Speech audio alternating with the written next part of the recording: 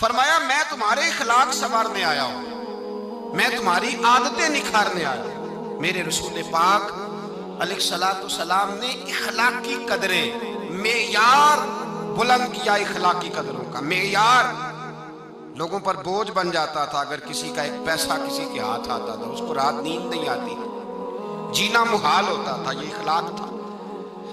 साथ वाला पड़ोसी बेचैन होता था तो इस घर में भी किसी को नींद नहीं आती थी। ये इखलाक था। हजरत उस्मान गनी रज़ी अल्लाह ताला अन्हु अगर मालदार हैं तो जिस भूखे की भूख का पता चला है, उस्मान गनी ने अपने कंधे पे तोड़ा रख के उसके घर पहुंचाया है। ये इखलाकी कदरें थी। अगर हजरत बिलाल हबशी रज़ी अल्लाह ताला अन्हु का रंग काला है, होंठ मोटे हैं, पड़े हुए नहीं हैं, लेकिन वो जब भी आके खड़े होते थे सारे कुरैशी हाशमी खड़े होकर उनका इस्तकबाल करते थे। इखलाकी कदरें जिस कौम के अंदर मजबूत होती हैं, हमारे तो घरों में सत्यानाश हो गया इखलाक का, घरों में सत्यानाश। बेटा शिकायत करता है, मैं हुकूके वालिदैन पे बयान कर रहा था, एक बच्चा बाद में मुझे मिला, कहने लगे साहब एक दुखड़ा भी सुन लो थोड़ी देर के लिए, आपने बड़ी अजमतें बयान की माँ बाप की, एक दुखड़ा भी सुन लो। मैंने कहा सुनाइए। कहने लगे अगर अब्बा राजी उससे हो जो जेब ज्यादा गर्म करे, अगर अम्मा गीत ही उसके गाए जो अम्मा को पैसे ज्यादा कमा के ला के दे, तो मैं गरीब हूं तो बताए मैं अम्मा को राजी कैसे करूं। जहां इखलाकी कदरों का ये हाल हो कि बच्चे सोचने लगे पैसे होंगे तो बाप राजी होगा, पैसे होंगे तो अम्मा राजी होगी। यहां ये हाल हो कि पीर, शेख, सूफी, जिसने गरीब मुरीद का ख्याल रखना था कि इस बेचारे ने कपड़े पहने के नहीं, रोटी खाई के नहीं, जिसने ख्याल रखना था, अगर उसका ही मतमा नजर ये हो कि मुझे आएगा कहां से, माड़ा आया तो उसको कहा लंगर खाता ही, सेहत केजदी रहती है और फिर सुना, और तगड़ा आ गया तो पीर साहब गाड़ी का दरवाजा भी खुद खोल रहे हैं।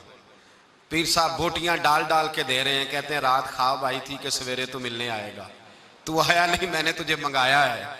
अगर इखलाकी कदरों का हाल ये हो जाए कि वो लोग जिन लोगों ने इखलाकी हसना का दर्स देना था, इन्होंने प्यार सिखाना था, मोहब्बत, वहां ये हाल हो कि मतमा नजर पैसा हो जाए, वहां अगर ये अंदाज हो। और ये एक पहलू दूसरा भी है, दूसरा भी है। मैं एक और बात भी कहा करता हूं, मैं कहता हूं अब्बा गरीब हो तो बच्चे फरमाबरदार नहीं होते। अब्बा तगड़ा हो ना, पता हो इसके हाँ हिस्से में 2-3 मुरब्बे जमीन है तो पैर दबाते हैं। हमारे बुजुर्ग फरमाया करते थे, कहते थे 2 कनाले नहीं देनी किसी को भी जिंदगी में। तो जनाब कैसे? कहने लगे अगर सारा कुछ हाथ काट के दे दिया तो पैर ही कोई नहीं दबाएगा। बच्चे भी उस हालात ये होते हैं कि लोग ये तसव्वुर नहीं करते कि इखलाक और चीज का नाम है, दुनियादारी और चीज का नाम है। अपने इखलाक पर मेहनत करनी चाहिए, अपने मामलात को संवारना चाहिए, देखना चाहिए कि मेरा फला आदमी से रिश्ता किस किस्म का रिश्ता है। दुनियादारी का ताल्लुक है, लालच का रिश्ता है, झूठ और दगे का रिश्ता है। लोग सोचते ही नहीं, जो मुंह में आता है कह देते हैं, जो बात होती है बयान कर देते हैं। मेरे मुस्तफ़ा करीम अलैहिस्सलातु सलाम सहाबा के इखलाकी पहलुओं पे तवज्जो देते, हुजूर हिलम का, हौसले का, तहम्मुल का, बुर्दबारी का, सखावत का दर्स देते। इसीलिए इखलाकी कदरें बड़ी मजबूत थी। भाई आज आप देख ले, सोशल मीडिया खोल के, प्रिंट मीडिया, इलेक्ट्रॉनिक मीडिया खोल करके देखें, खैरात बट रही है, ज़कात बट रही है, तस्वीरें खींची जा रही हैं। हजरत सैयदना उसामा बिन जैद बीमार हो गए। इमाम हुसैन को किसी ने बतलाया कि मेरे रसूल पाक का गुलाम बीमार हो गया है। हजरत इमाम हुसैन तीमारदारी करने गए, कदम रखा, हजरत उसामा हुजूर के महबूब थे, कदम रखा कमरे में तो जनाब उसामा ने इमाम हुसैन का चेहरा देखा तो चीख ही निकल गई, तड़प के रोए, कहने लगे मेरी मौज नहीं लग गई, हुजूर के जलवे मुझे नजर आ गए। इमाम हुसैन अंदर दाखिल हुए तो जनाब उसामा बिन जैद ने बाजू पकड़ा और सीने पे रख लिया। हजरत उसामा बिन जैद तड़प के रोए। इमाम अली मकाम कहने लगे भाई रोते क्यों हो, बात बताओ।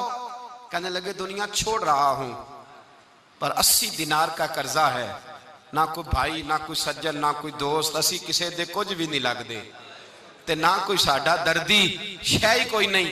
सोचता हूं कब्र पे बोझ लेके जाऊंगा और फिर क्या लफ्ज है, क्या हुसैन है। कहने लगे हुसैन आज अगर मुस्तफा करीम हयाते ज़ाहिरी में होते तो मैं जाके बाजू थाम लेता, मैं कदमों में बैठ जाता, मेरा रसूल तो गैरों के भी बोझ उठा लिया करता है। इखलाकी कदरें देखिए। इमाम हुसैन फटाफट उठे, बेटा भी साथ था, गुलाम भी साथ थे, सब कुछ हो सकता था। इमाम हुसैन उठे, घर गए, अपनी चादर में 80 दिनार डाले, छुपाए और लेके आए, ला के हजरत उसामा बिन जैद को दिए। और पता क्या फरमाते हैं? फरमाते हैं रात आए थे 80 दिनार, मैं कह रहा था मुझे तो जरूरत नहीं, पता नहीं रब करीम ने किसका नसीब मेरे घर भेज दिया है, मुझे तो हाजत नहीं थी, ये तो तेरे पैसे थे जो मेरे घर थे, तो मेरे रब ने ड्यूटी लगाई कि जा उसे दे के आ। जिस कौम के अंदर इखलाकी कदरें बेदार होती, जिस कौम के अंदर इखलाकी कदरें बेदार होती, उस कौम का अंदाज बदल जाता है, उसके रवैये तब्दील हो जाते हैं। मेरे रसूल पाक सल्लल्लाहु अलैहि वसल्लम ने फरमाया, अगर अल्लाह इखलाक को सूरत देता तो सबसे अच्छी सूरत अल्लाह इखलाक को अता फरमाता। सारा